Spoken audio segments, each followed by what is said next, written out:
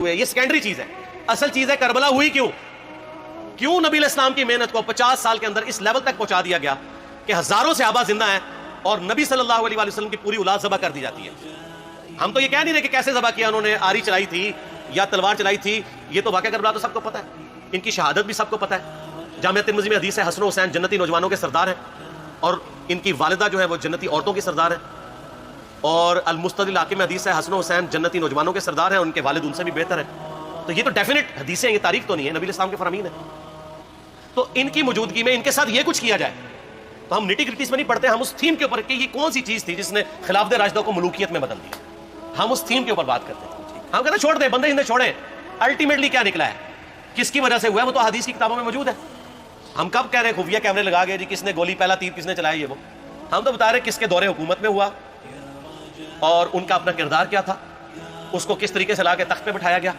وہ ساری کی ساری چیزیں تو سامنے ہیں, وہ تاریخ کی کتابیں نہیں ہیں, حدیث کی کتابیں ہیں. اگر آپ کہتے ہیں کہ بخاری مسلم سے ہم نے صرف رفع الیدین کی حدیثیں لینی ہیں یا ایمانیات کی حدیثیں لینی ہے اور باقی جو بخاری اور مسلم میں آل امیہ کی بدماشیوں کو ننگا کیا گیا ہے وہ ہم نے نہیں لینی ہے, تو سر پھر آپ اپنے آپ کو کلیئر کٹ, پھر ہم آپ سے واقعہ کربلا نہیں ڈسکس کریں گے, حجیت حدیث میں بات کریں گے.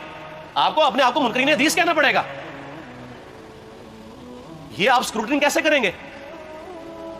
اس سے بڑی بات مجھے یہ بتائیں کہ عظمت صحابہ بڑی چیز ہے یا عظمت محمد رسول اللہ صلی اللہ علیہ وسلم؟ تو بریلوی یہی تو رونا رو رہے ہیں, وہ کہہ رہے ہیں کہ قرآن میں تھوڑی آیات ہیں, آپ پھر مڑ کے پڑھتے ہیں قل انما انا بشر مثلکم, اس میں تو نبی السلام کی تنقیص ہو رہی ہے. تو ہم ان کو کیا کہتے ہیں کہ تنقیص مقصد نہیں, نعوذ باللہ, نہ ہو رہی ہے, آپ افضل البشر ہیں لیکن آپ کی اسپیشیز بشر ہے, یہ ہم اپنا عقیدہ سمجھتے ہیں, وہ اس کو تنقیص شمار کرتے ہیں. تو پھر اس وقت آپ بھی بریلویوں کی بات مان کے تو یہ آیات پڑھنا چھوڑ دیا کریں. آپ کہتے ہیں نہیں آیات ہے کیوں نہ بیان کریں, تو ہم بھی کہتے ہیں احادیث ہے کیوں نہ بیان کریں. کہ صحیح بخاری میں حدیث ہے 2812 عمار کو ایک باغی جماعت قتل کرے گی, وہ جماعت دوزخ کی طرف بلا رہی ہوگی اور عمار ان کو اللہ اور جنت کی طرف بلا رہا ہوگا. اب اس کے نرغے میں جو آتا ہے وہ آئے, میں اپنے نبی سے ٹکر لے لوں آپ لوگوں کے منہ کا خیال رکھتے ہوئے کہ میں نبی علیہ السلام کو کہوں کہ آپ نے کیوں ایسی بات کر دی کہ مولا علی کے مخالفین کو آپ نے دوزخ کی طرف بلانے والی جماعت کہہ دیا. تو لیں آپ ٹکر, جائیں سیدھا دوزخ میں, اور تھوڑی جرت کریں آپ یہ کہا کریں کہ اے اللہ, اپنے لیے کہا کریں کہ اللہ تعالیٰ آپ کا حشر یزید اور یزید کے آباء و اجداد کے ساتھ کرے اور اس کی اولاد کے ساتھ. ہم کہتے ہیں کہ اللہ تعالیٰ ہمارا حشر جو ہے وہ مولا حسن حسین, مولا علی علیہ السلام اجمعین اور اہل بیت کے ساتھ کرے, آمین. اور آپ میں تو اتنی جرت نہیں آپ یہ بات بھی کر سکیں کیونکہ ان کو پتہ ہے. تو نبی علیہ السلام کی احادیث کو بیان کرنے کو یہ سمجھتے ہیں کہ جی اس سے مصیبت کھڑی ہو جائے گی, تو اپنے آپ کو منکرین حدیث ڈکلیئر کریں. پھر حجیت حدیث کا مقدمہ ڈسکس ہوگا, پھر کربلا نہیں ڈسکس ہوگی. اور یہ ٹی وی پہ بھی آ کے مولوی بیٹھے ہوتے ہیں, سنیوں کے بھی شیعوں کے بھی, مڑ کے جی وہ یزید نے یہ کر دیا. وہ یزید نے کیا کیا یار, وہ تو سسٹم کا نمائندہ بن کے آیا جو پیچھے سے خراب تھا. یزید کو لے کے بیٹھے ہیں, یزید یزید یزید یزید, بھائی پیچھے سے معاملہ خراب ہوا. اگر نہیں یقین آتا تو یہ بخاری مسلم کی میں نے آلموسٹ 200 سے زیادہ حدیث مین اسٹریم کی کتابوں سے اکثر بخاری مسلم جمع کیے پڑھے, اور سر میں نے تو ان کو چیلنج دیا یہ حدیثیں پڑھ کے نا اپنے ممبروں سے صرف ان حدیثوں کی تشریح اپنی پبلک کے سامنے کر دیں. نہیں کر سکتے تو وہ لعنت کے مستحق تو ہو رہے ہیں حق چھپا کے, اور قیامت دن کے منہ پہ لگام ڈالی. اور پھر مڑ کے کہتے ہیں نہیں جی وہ کچھ چیزیں خاص ہوتی ہیں وہ عوام الناس کے سامنے نہیں کرنی چاہیے. وہ صحابہ کرام بھی بعض اوقات ایسی باتیں پبلکلی نہیں کرتے تھے. میں نے اس کے اوپر بڑا ایک میرا کلپ ہے یوٹیوب پہ, مولا علی سے متعلق 5 جھوٹ, تو میں نے کافی ساری چیزیں اس میں ڈسکس کی ہیں. لیکن میں یہ کہتا ہوں کہ اللہ کے بندو, جو چیزیں نبی علیہ السلام نے منع کی ہیں بیان کرنے سے وہ تو ہم ڈسکس کر بھی نہیں رہے. میں نے آج تک آپ کو منافقین کے نام بتائے, آپ نے حذیفہ ابن یمان کو بتایا تھے نا آپ صلی اللہ علیہ وسلم نے, صحیح بخاری میں آتا ہے, تو میں نے آپ کو بتایا آپ رازدار رسول تھے, ختم ہوگی بات. میں نے کبھی ڈسکس کی ہے, اگرچہ میں نے صحیح مسلم کی حدیث 7035 نمبر ڈسکس کی ہے کہ نبی علیہ السلام نے فرمایا میرے صحابہ میں 12 منافق ہیں, وہ کبھی بھی جنت میں داخل نہیں ہوں گے یہاں تک کہ سوئی کے ناکے سے اونٹ نہ گزر جائے, اور ان میں سے 8 ایسا ہے جس کی کمر پہ دوبیلا پھوڑا نکلے گا. میں نے آج تک آپ کو بتایا کہ کس کس کی کمر پہ دوبیلا پھوڑا نکلا اور اس کی موت اسی پھوڑے میں ہوئی ہے, بتایا. تو میں تو وہ چیزیں ڈسکس بھی نہیں کر رہا, میں وہ چیزیں ڈسکس کر رہا ہوں جو نبی علیہ السلام نے علامات النبوہ میں بتائی ہیں. یہ امام بخاری حدیث نبوت کی دلیل کے چیپٹر میں لے کے آئے ہیں, اور امام بہقی نے 3500 احادیث پر مشتمل ایک کتاب لکھی ہے دلائل النبوہ, کہ ہم نبی صلی اللہ علیہ وسلم کو نبی کیوں مانتے ہیں, اس کے اوپر. اور اس میں یہ ساری حدیثیں عمار بن یاسر کے قتل والی لے کے آئے ہیں بتانے کے لیے کہ دیکھیں ہمارے نبی علیہ السلام کی نبوت کی دلیل ہے کہ آپ نے اپنی وفات کے آلموسٹ 30 سال کے بعد ہونے والے واقعے کو پہلے بتا دیا. یہ حدیثیں چھپانے والی نہیں, بیان کرنے والی ہیں, علامات النبوہ کی حدیثیں. آپ کہتے ہیں چھپائیں. اگر کوئی حدیث دنیا میں نہیں چھپائی جا سکتی نا تو علامات النبوہ والی حدیث ہے, کیونکہ وہ تو نبی صلی اللہ علیہ وسلم کی نبوت کو جسٹیفائی کرتی ہے. ورنہ میرا ایک معصومانہ سوال ہے کہ نبی صلی اللہ علیہ وسلم نے یہ باتیں کر کے ان کے زوم میں نعوذ باللہ امت کو مصیبت میں ڈال دیا. آپ نے خود ہی فرمایا کہ یہ ہوگا. کیوں فرمایا آپ نے؟ میں تو بیان کر کے مجرم ہوں. تو جس نے مجھے خبر دی ہے ان کے بارے میں آپ کا کیا خیال ہے؟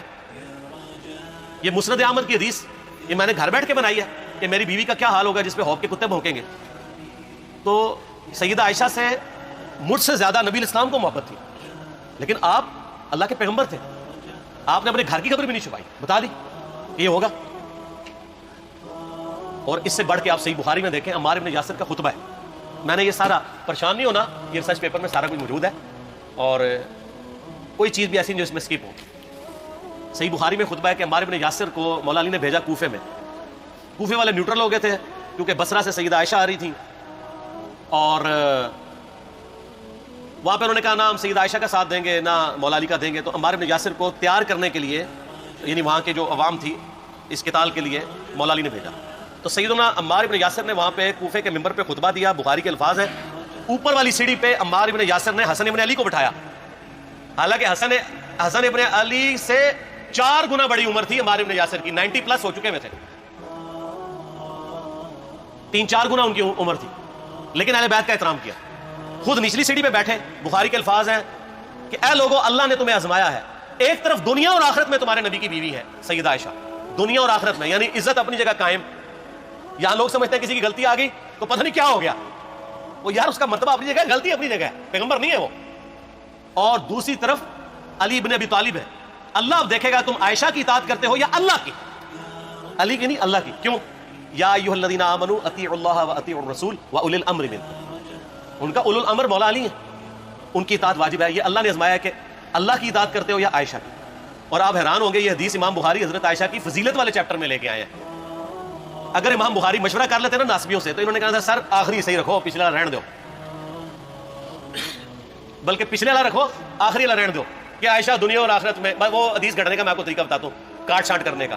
وہ آدھی حدیثیں لکھتے ہیں نا, آدھی حدیث ایسے لکھتے ہیں امام بخاری کہ سیدہ عمار بن یاسر نے خطبے کے دوران فرمایا کہ سیدہ عائشہ دنیا اور آخرت میں تمہارے نبی کی بیوی ہے, بس. لیکن امام بخاری نے پوری حدیث لی ہے, آگے وہ بھی ڈالا ہے کہ اللہ آزما رہا ہے کہ عائشہ کی اطاعت کرتے ہو یا اللہ کی, جیسے آپ کے علماء کر رہے ہیں. صحیح مسلم کی حدیث 6488 آدھی بیان کرتے ہیں سارے مولوی, بریلوی, دیوبندی, اہل حدیث, سب. میرے صحابہ کو برا مت کہو. اگر تم میں سے کسی نے احد پہاڑ کے برابر بھی سونا خیرات کر دیا اور میرے صحابہ نے 1 مد یعنی 600 گرام خیرات کی, آدھا کلو, اس کے آدھے کو بھی نہیں پہنچ سکتا, بس. حالانکہ یہ مسلم کی حدیث سٹارٹ اس سے ہوتی ہے کہ عبد الرحمن بن عوف کو خالد بن ولید نے گالیاں دی جھگڑے کے دوران, حالانکہ دونوں مسلمان تھے, دونوں صحابی تھے. آپ نے حضرت خالد بن ولید کو بلا کے ڈانٹا, فرمایا تم میرے صحابہ کو برا مت کہو. تو خالد بن ولید نے تو آگے سے نہیں کہا حضور میں بھی صحابی ہوں. ان کو پتا تھا کہ عبد الرحمن بن عوف نے اس وقت اسلام قبول کیا جب اسلام کا مطلب تھا مار, تکلیف اٹھانا, اور خالد بن ولید نے گولڈن پیریڈ میں صلح حدیبیہ کے بعد اسلام قبول کیا. میں تم لوگ یہ کر رہے ہو, تم لوگ اگر احد پہاڑ کے برابر بھی سونا خیرات کر دو, یعنی صلح حدیبیہ کے بعد والے لوگ میرے ان کے برابر نہیں ہو سکتے. اور جو فتح مکہ پہ معافی مانگ کے مسلمان ہوئے ہیں طلقاء, مؤلفۃ القلوب, آل امیہ, ان کا تو لیول ہی کچھ نہیں ہے. یہاں تو خالد بن ولید کے بارے میں بات کی جا رہی ہے. اور پھر وہ مؤلفۃ القلوب اپنے زمانے میں ممبروں پہ سب و شتم کروائیں سیدنا علی پر. تو سب سے پہلے تو ان کو کہنا چاہیے جن کے بارے میں حدیث تھی کہ تم صحابہ کو گالی مت دینا. ہم نے تو خیر کبھی دی بھی نہیں ہے. اور میں یہ آخری جملہ ان کو ایسا بولتا ہوں کہ جو ان کے دماغ تک ڈرل کر جائے گا کہ آل امیہ نے جو کچھ اپنے دور کے اندر سیدنا علی کی گستاخیاں کی ہیں نا, ہم نے تو ویسی کوئی ایک گستاخی بھی آل امیہ کے بارے میں نہیں کی ہے. میں نے آج تک آل امیہ کے اوپر بائی نیم کسی کے اوپر لعنت کی ہے؟ حالانکہ یہ مولا علی پہ کرتے رہے. یہ ہے لعنتی خود ہو گئے نا, جب مولا علی پہ لعنت کی تو لوٹ آئی. مسند ابی اعلیٰ میں صحیح سند کے ساتھ حدیث موجود ہے, مسند احمد میں بھی موجود ہے کہ سیدنا علی کو جس نے گالی دی اس نے رسول اللہ کو گالی دی صلی اللہ علیہ وسلم. جب ام سلمہ نے کہا تھا, شیخ زبیر صاحب نے اس کو تحکیم میں صحیح لکھا ہوا ہے فٹ نوٹ کے اوپر, کہ لوگوں تمہارے ممبروں پر رسول اللہ کو گالیاں دی جاتی ہیں, تو انہوں نے کہا معاذ اللہ ہم کب کہیں گے, ایسا نہیں ہو سکتا. تو ام سلمہ نے کہا تم لوگ علی اور اس سے محبت کرنے والوں پہ گالی گلوچ نہیں کرتے ہو کیا؟ جبکہ میں نبی کی بیوی کہتی ہوں کہ سب سے زیادہ رسول اللہ سے محبت, سیدنا علی سے محبت نبی صلی اللہ علیہ وآلہ وسلم کرتے تھے. لہٰذا جب یہ تم کہتے ہو نا علی پر لعنت, علی سے محبت کرنے والوں پہ لعنت, تو یہ لعنت تو تم نبی الاسلام تک لے کے جا رہے ہو نعوذ باللہ, کیونکہ علی سے محبت کرنے والا پہلے نمبر پہ نبی صلی اللہ علیہ وآلہ وسلم ہے. اور پھر کہتے ہیں سب کا مطلب وہ تنقید ہے. اور نہ پرانیاں گلاں پرانے بابے پرانے بزرگ جھوٹے ہو. صحیح مسلم کھولو 6229 غدیر خم سے اگلی حدیث لعن اللہ ابا التراب کے الفاظ ہیں. مٹی والے ابن ابی طالب پر لعنت یہ الفاظ موجود ہیں. سب کا ترجمہ لعنت ہی ہے, تنقید نہیں ہے. اچھا پھر میرا معصومانہ سوال ہے کہ اس کا مطلب ہے صحابہ پہ تنقید کرنا اچھا کام ہے؟ کہیں گے نہیں. تو بتاؤ یہ برا کام کون کرتا تھا؟ شیعہ کا ابا کون ہے؟ رافضیوں کا ابا کون ہے؟ آل امیہ. تو لہذا شیعہ نو میں کہنا کہ تسی شیخین کے اوپر بکواس اور تبرہ کرنے کی بجائے نا آپ لوگوں کو حقائق بتائیں کہ ٹوٹی کمند کہاں.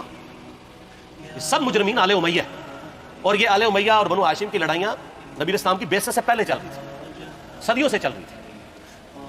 وہ تو پھر اللہ نے بنو ہاشم کو نبوت کے لیے چنا تو ان کو یہ پھر جیلسی ہضم نہیں ہوئی, وہ چیز آگے چلتی تھی. خیر چھوڑ دیں, ایک تلخ ٹاپک ہے. صلاۃ بر محمد و آل محمد. اللہم صلی علی محمد و علی آل محمد. ٹھیک ہو.